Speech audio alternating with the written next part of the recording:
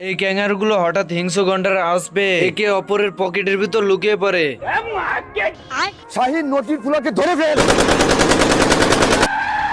रुक तेरे को बता दो। গন্ডারের গায়ে গুলি না লাগাতে সিংহ বলতে থাকে। এরপর সিংহ কোনো মতে বুড়োকে মাটি থেকে তুলে সোজা করতে থাকে।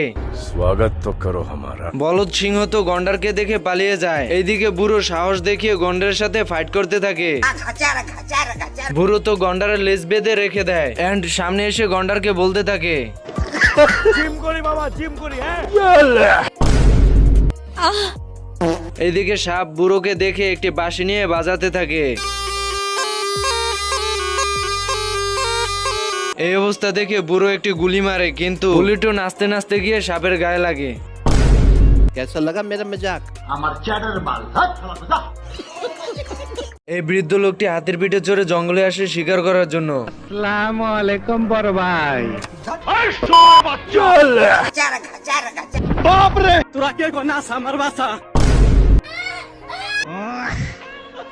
এরপর বুড়ো ভালোভাবে প্রস্তুতি নিয়ে হাতির পিঠে চড়ে বানর ধরার জন্য চলে আসে। এটা কোনো সিদ্ধি ফিদ্ধি না, এটা সবজি।